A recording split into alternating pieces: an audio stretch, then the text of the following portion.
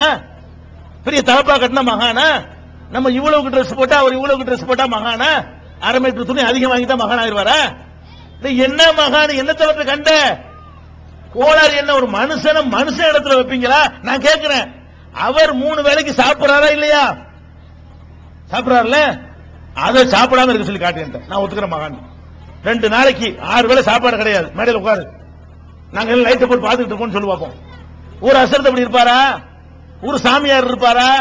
ஒரு மகான் இருந்தது உண்டா? அப்ப சாப்பாடை உனக்கு கண்ட்ரோல் பண்ண முடியலன்னா நீ என்ன மகானு? இன்னும் சொல்ல போனா நம்மளாச்சு எதையாவது வெந்து தின்ட்டு விதி வந்தா சாவுற கேஸ் நம்மளாம். நம்ம கணக்கு வேற. அசரத் எப்படி சாப்பிடுவாரு? நல்ல பயங்கரமான ருசி. யார் வீட்டுல சட்னி நல்லா இருக்கும் அவருக்கு நல்லா தெரியும், யார் வீட்டுல பிரியாணி நல்லா இருக்குன்னு தெரியும், யார் வீட்டுல கோழிக்கறி நல்லா இருக்குன்னு தெரியும். அப்படி தேர்வு செஞ்சு நாக்க கூட கட்டுப்படுத்த தெரியாம அப்படி சாப்பிடக்கூடியவர்கள் மகான்களா? அவங்க ஒரு நூலை எழுதி நூலை முடிச்சு கையில கட்டிக்கன்னா பணக்காரனா போயிருவீங்களா? அவங்க ஒரு படத்தை மாட்டி கடையில் வைக்க சொன்னா கோடி சொன்னாயிருவீங்களா? நான் கேட்கிறேன், இந்த அஜர்த் அப்படி ஆனாரா? நாட்டில் உள்ள எல்லா அஜர்த்தையும் எல்லாம் எப்படி வச்சிருக்கான்னு பாத்தீங்களா?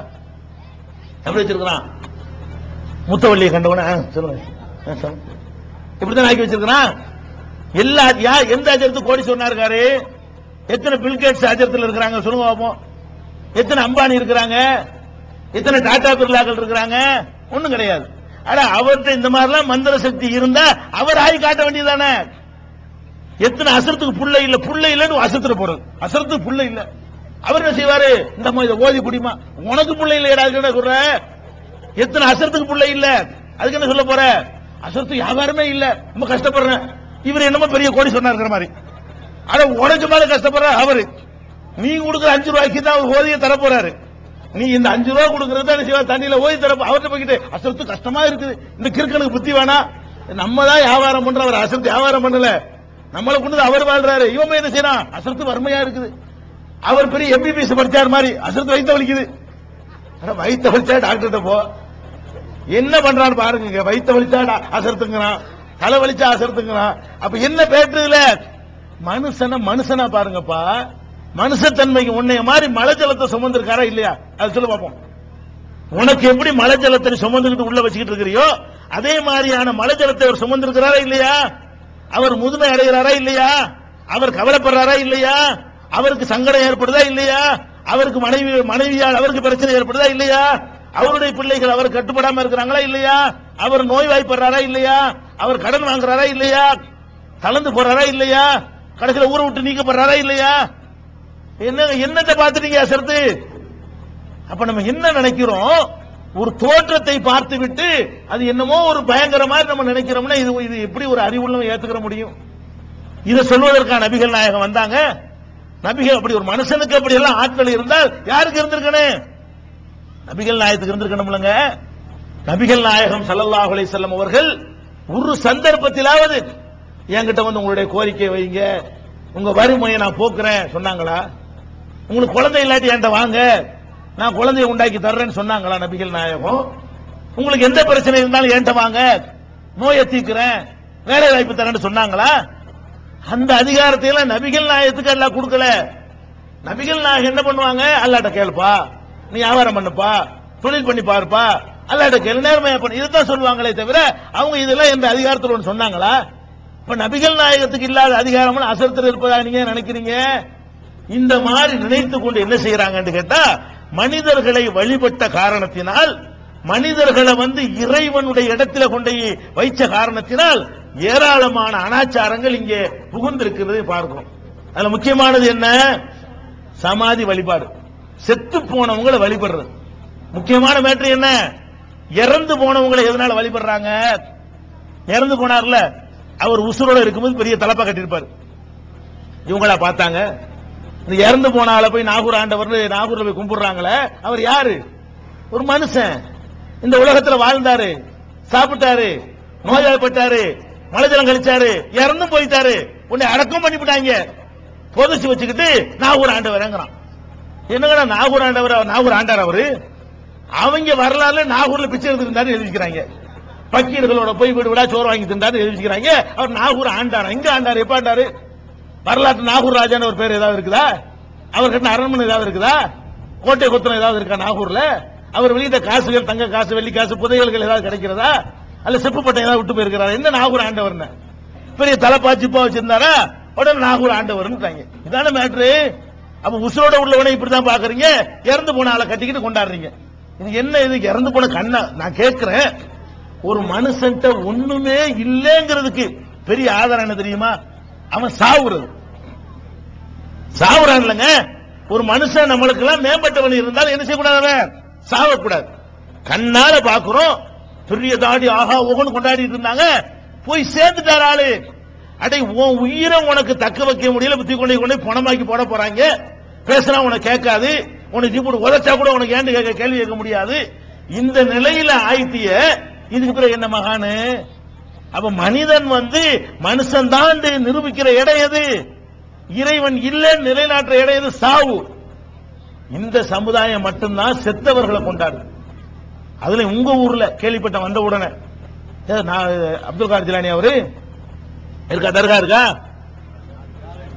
கோபிச்செட்டிப்பாளையம் எந்த ஊர் அது? இங்கதான் இருக்கு. இந்த ஊர்ல ஒரு தர்கா வச்சுக்கிறான். என்ன தர்கா? அப்துல் காதர் ஜிலானி தர்கா. அதுக்கு பேரு தர்காண்ட சமாதி இருக்க, சமாதி இருக்காதுங்க. பாக்தாதுங்கிற ஈராக்குடைய தலைநகரம் பாக்தாத் இருக்குது. அந்த பாக்தாதுல ஒருத்தர் அடக்கப்பட்டிருக்கிறார். அவர் நினைவாக இங்க ஒண்ணுமே கிடையாது, அடங்க கூட இல்ல. அவர் பேரை சொல்லிட்டு இங்க ஒரு தர்கா கட்டி வச்சுக்கிட்டு அதுல போய் வழிபாடு நடத்துறான். இது எங்க உனக்கு யார் சொல்லி தந்தா? எந்த குர்ஆன்ல இது இருக்குது?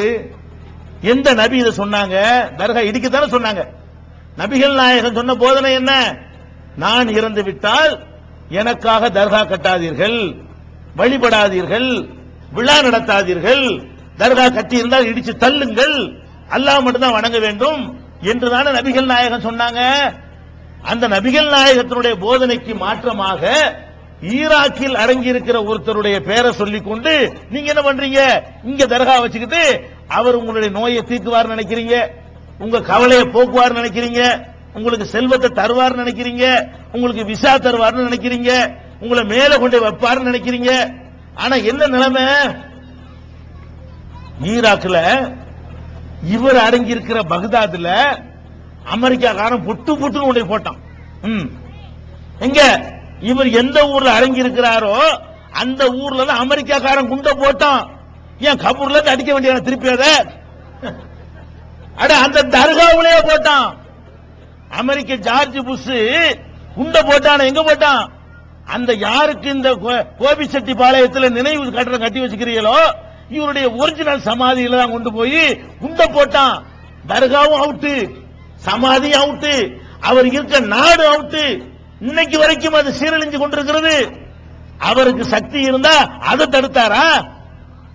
அட அவர் இருக்கிற பகுதாது இந்த பாடுபடுது, நீ என்னடா கோபிச்செட்டிப்பாளையத்துக்கு ஏன்டா அவர் பேர்ல தர்கா? சிந்திக்க மாட்டீங்களா? இதான் இதுக்கு அடிப்படை என்ன? மனுஷனா பாருங்க. மனுஷன் ஒரு காலத்திலையும் தெய்வ அம்சத்தை பெறவே இயலாது.